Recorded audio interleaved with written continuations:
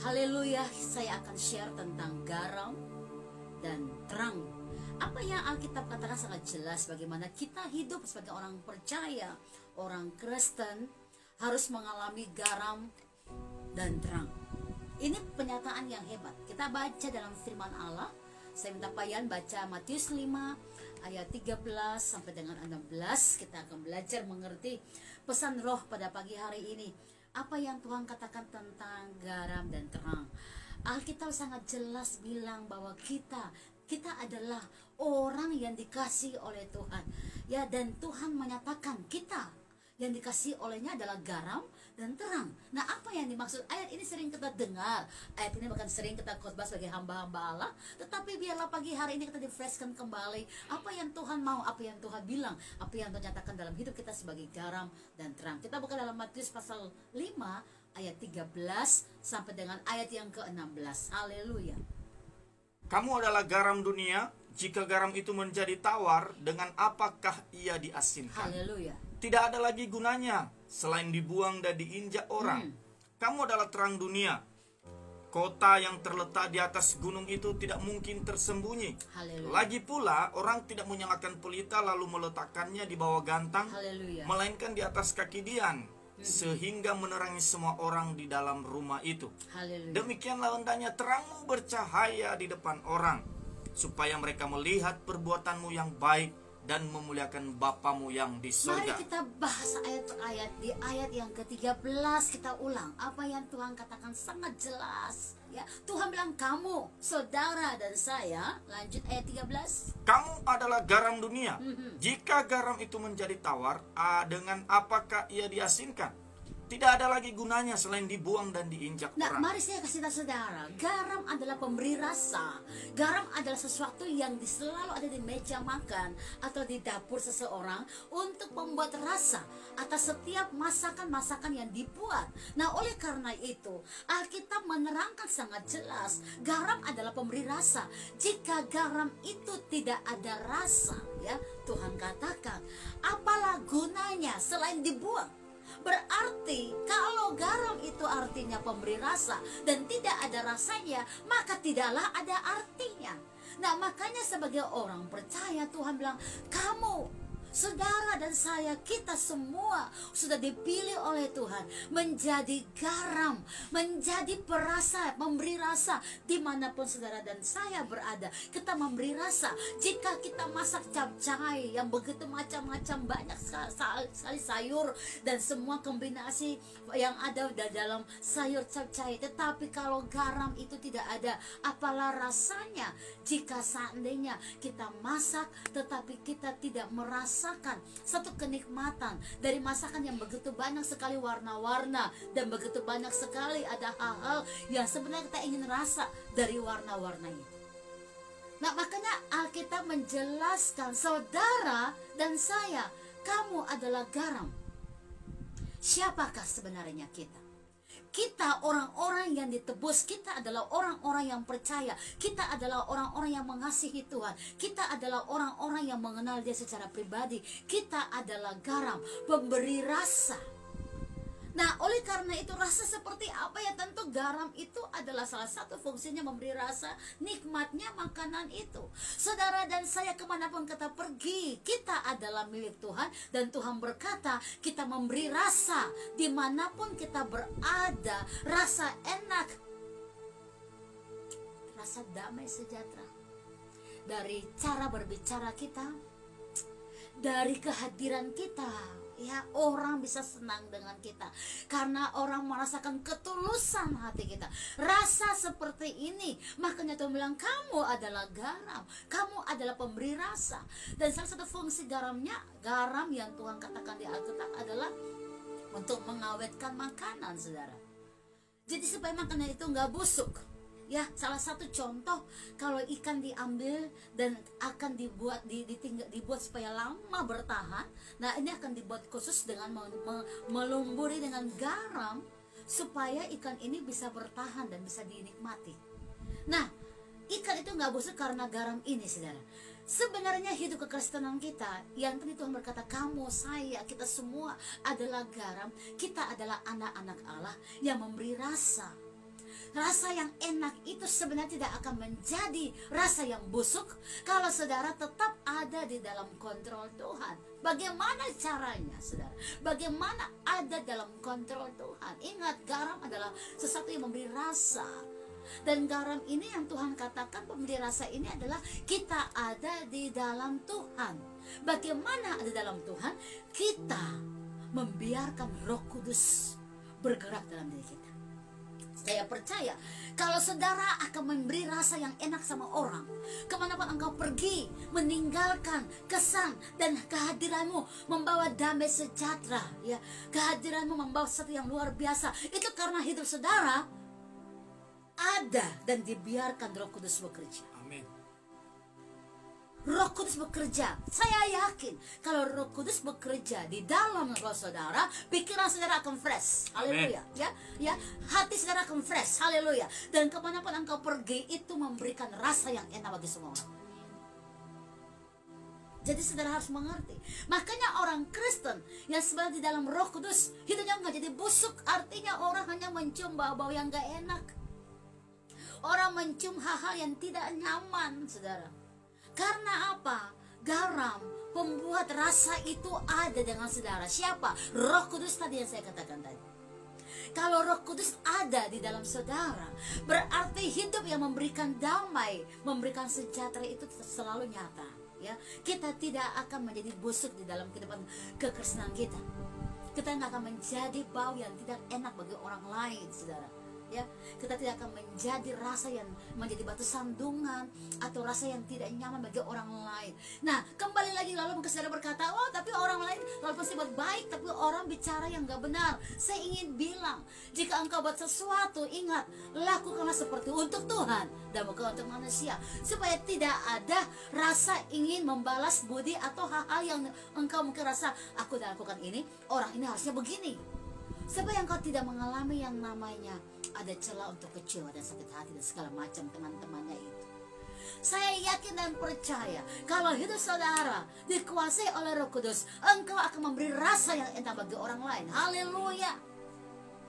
Dan pasti prinsip firman Allah dalam Kolose 3 engkau akan mengalaminya, bahwa apapun yang aku lakukan untuk Tuhan. Haleluya. Dan bukan untuk manusia. Dengan kata lain, engkau tidak meminta balas budi orang untuk apapun yang engkau lakukan. Kalau orang berbuat jahat, Alkitab sudah mengajarkan juga, jika engkau ditampar pipi kirimu, berikan juga pipi kananmu. Artinya kita semua tidak akan menganggap atau meminta ada rasa balas, karena kita tahu semua yang kita lakukan itu adalah untuk kemuliaan nama Tuhan.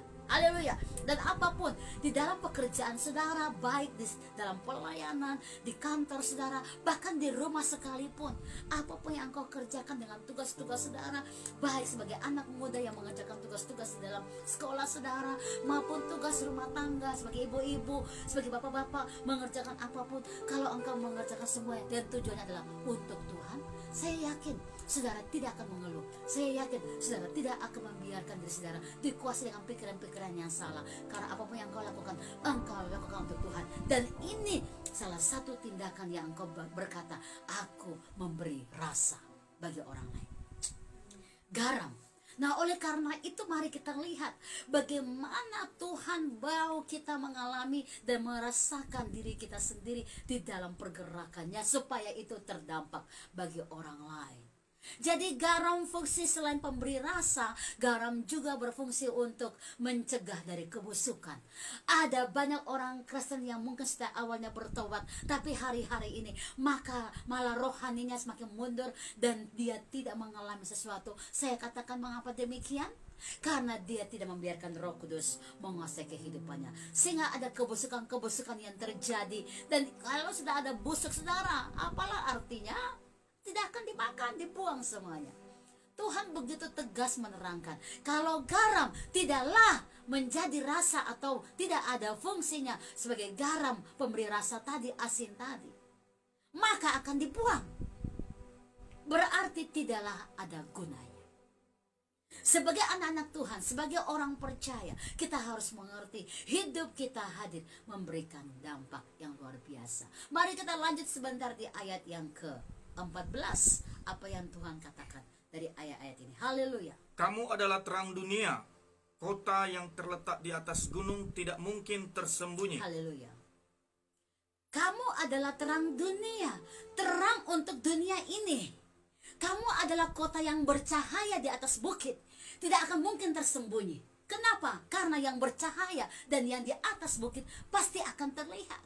Artinya sederhana, kalau engkau ada dalam pergerakan roh, engkau tinggal dalam kuasa Roh Kudus, kebenaran itu akan menjadi cahaya kehidupanmu. Engkau nggak perlu takut orang berbicara yang tidak benar, karena ada banyak orang bicara nggak benar, karena iri hati, karena dengki, karena benci, dan itu semua adalah pekerjaan jahat. Kita nggak usah perlu urus yang itu. Tapi bagaimana kita menjadi kota yang bercahaya, kita menjadi orang-orang yang tetap berdiri di atas, di bukit bicara tentang di atas, dan memberikan cahaya dalam kegelapan.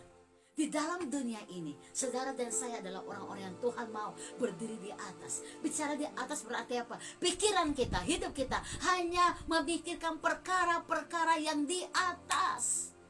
Dan jika itu kita lakukan, kita akan memberi cahaya kepada orang-orang yang dalam kegelapan di dalam dunia ini. Tuhan ingin saudara dan saya harus komitmen, harus sungguh-sungguh, harus lebih dalam lagi. Kalau ikut Tuhan harus lebih sungguh-sungguh lagi. Haleluya. Karena hidup saudara adalah untuk Tuhan. Amin. Tuhan tidak mau kita hanya menjalankan hidup keagamaan saja, sekedar agama, tapi tidak ada kepercayaan dalam iman.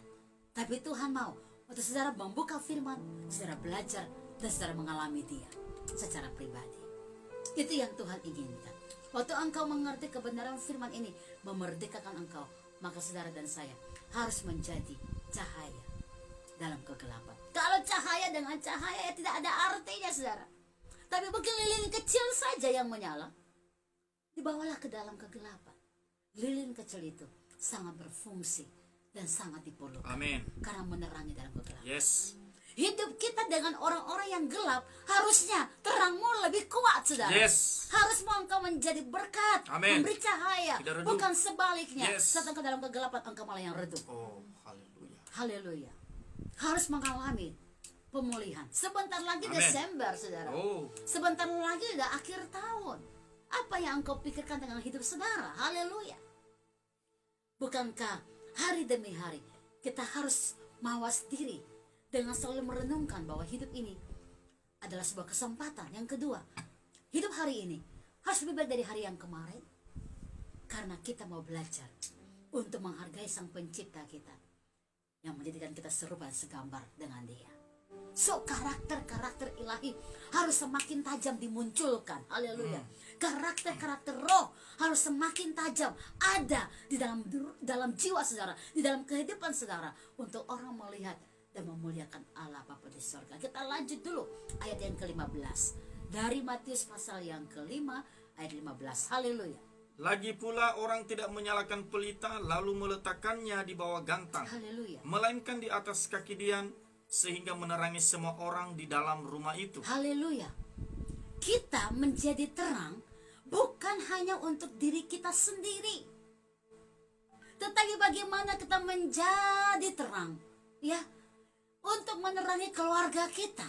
Alkitab berkata satu orang diselamatkan, sisi keluarga diselamatkan. Dengan kata lain, bukan berarti saudara tidak menjadi berkat, tetapi kehadiran dan keselamatan yang kau terima itu menjadi dampak atas keluargamu. Amen. Dan keluargamu mengenal Tuhan melalui hidup saudara, Yes. yang bertobat dan mengalami rohnya di dalam hidup saudara, memberi rasa menjadi terang di dalam kegelapan, sehingga orang-orang dalam kegelapan semua keluar menuju keterangan Allah yang ajaib, karena hidup saudara mengalami kuasa Roh Kudus. Dan saudara, Alkitab katakan dalam Yesaya bahwa Tuhan adalah penerang abadi kita. Amin. Penerang abadi, bicara bahwa dialah menerangi setiap langkah kita selama-lamanya.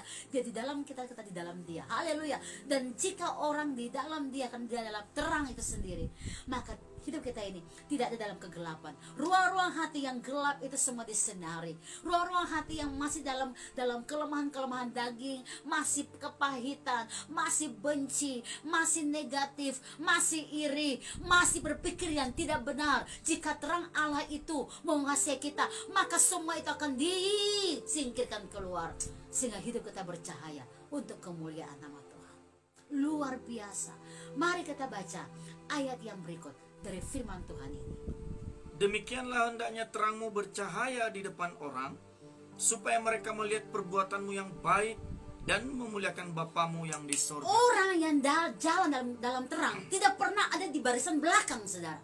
Tetapi orang yang berjalan dalam terang Allah, karena hidupnya ada dalam kuasa Roh Kudus, pasti ada di barisan paling depan. Amin. Dan dia akan menjadi penunjuk jalan bagi orang-orang lain. Ini yang Tuhan katakan. Makanya seberapa lama saudara sudah mengenal Tuhan? Ya. Apakah sekarang terang dalam engkau mulai redup? Apakah sekarang bahwa mata roh semua sudah mulai kabur karena banyak persoalan dan masalah? Apakah sekarang engkau tidak bisa melihat lagi sesuatu yang tajam dalam roh saudara? Ini waktunya firman Allah ini kembali menyegarkan jiwa roh saudara. Bilang Roh Kudus ambil alih hidupmu. Bilang Roh Kudus berkuasa atas hidupku. Karena waktu Roh Allah ada dalam jiwa dan hidup saudara, engkau akan melihat perubahan demi perubahan terjadi. Engkau akan mengalami pendebrakan roh yang melampaui semua akal manusiamu. Karena kita berkata, apa yang gak pernah engkau pikirkan, apa yang gak pernah engkau dengar, apa yang gak pernah timbul dalam hatimu, dan apa yang gak pernah engkau mungkin rancangkan, Allah sediakan bagi engkau karena engkau mengasihi dia. Luar biasa.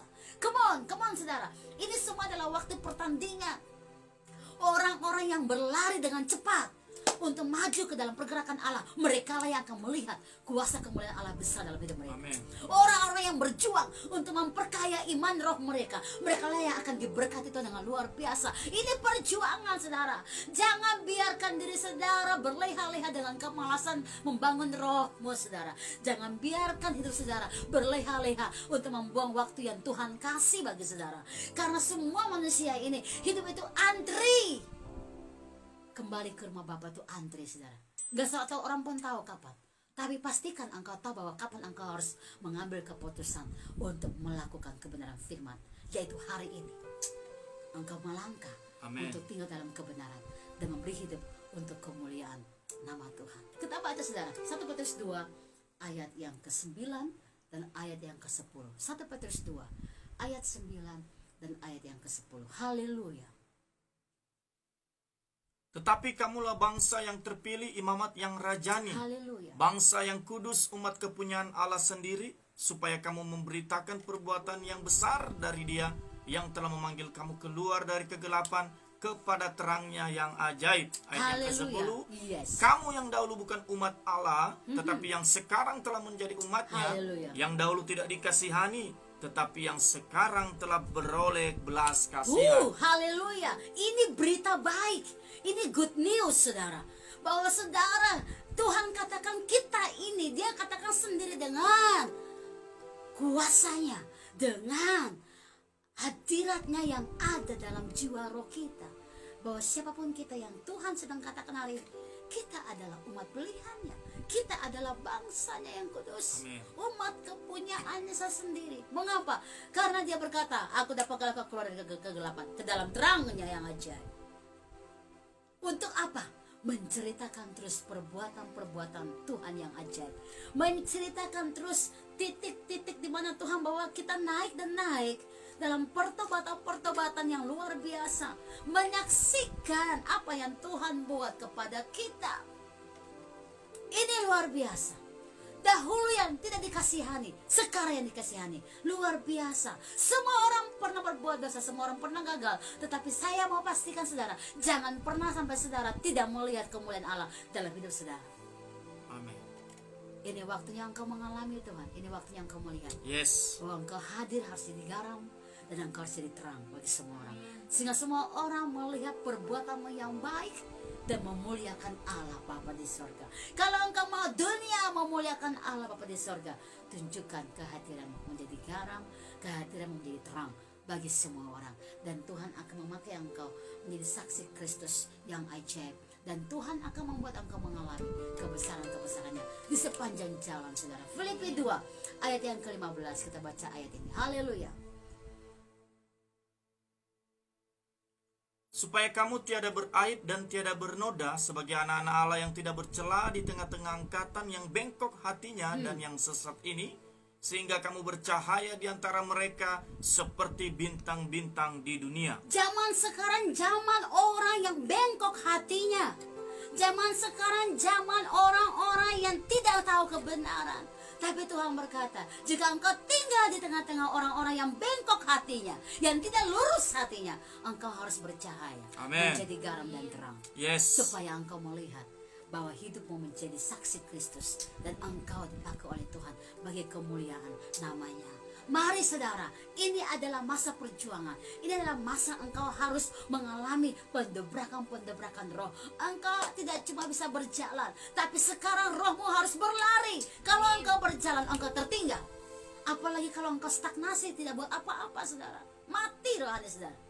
Tapi ini waktunya, engkau harus berlari. Berlari dan mencapai garis finish. Apa yang Tuhan mau engkau lakukan, lakukan dengan takut dan gentar. Kerjakan keselamatanmu dengan takut dan gentar. Setia mengasihi Dia, apapun yang terjadi, berapapun harga bayar. Mengasihi Tuhan, cintai Dia dan alami Dia, karena engkau dan saya adalah garam dunia. Haleluya. Biarlah firman Allah ini meneguhkan iman saudara, dan biarlah hari ini engkau mengerti hidupmu tidak menjadi busuk, tetapi hidupmu menjadi bau yang harum. Engkau dikuatkan, engkau diberkati, engkau memberi rasa damai, dan engkau mengalami Tuhan dari hari ke hari. Karena hari ini pesan roh ini engkau terima, maka diberkatilah engkau yang datang. Amen. Di dalam nama Tuhan Yesus kita berdoa. Haleluya, haleluya. Thank you Jesus. Hamba berdoa hari ini, engkau bantu setiap pribadi yang sedang lesu, yang sedang lemah, yang sedang mengalami sakit tubuh. Engkau datang, engkau tolong kami di tempat tidur kami masing-masing. Engkau melawat kami di tempat duduk kami masing-masing. Engkau melawat kami dimanapun kami berada saat ini. Engkau datang, engkau melawat kami. Kami serahkan seluruh hidup kami dalam tangan Tuhan. Hamba berdoa, firman Allah yang hidup ini boleh menerangi kami, dan hidup kami berubah oleh karena kekuatan kuasa rohmu yang menguasai kami. Hamba berdoa, tajamkan mata roh kami, tajamkan telinga roh kami. Kami diberkati, hari-hari kami mengalami pendobrakan roh. Kami berlari dengan luar biasa sampai di garis finish, dan kami percaya mahkota kemuliaan kuasa rohmu nyata atas kami. Diberkatilah semua kami. Hari ini hamba berdoa, yang sakit disembuhkan, Amen. yang lemah dikuatkan, Amen. yang sedang putus asa Tuhan berikan pengharapan yang Amen. baru, yang sedang suam-suam engkau bakar kembali roh kami, yang sedang punya masalah persoalan, Jesus. engkau adalah waymaker, Yes. pembuat Amen. mujizat. Bukalah jalanmu, tunjukkanlah haleluya. kebesaranmu, Yes, dan Lord. bantulah kami. Amen. Jika ada yang punya pergumulan-pergumulan dalam tempat pelayanan, dalam rumah tangga, Bapa, engkau adalah penyelamat kami. Amen. Sekali lagi datang saat ini, selamatkanlah setiap keadaan situasi yang digemulkan di dalam nama Yesus. Dan hamba berdoa, hari ini kami dimerdekakan, kami dipulihkan, kami diberkati, kami bersyukur, dan kami percaya engkau menjawab, engkau menyembuhkan, engkau memulihkan. Kami Amen. lebih dari pemenang Dalam di dalam nama nama Yesus. Tuhan Yesus. Kami bersyukur dan berdoa. Haleluya, haleluya. Amin, amin. God bless you all.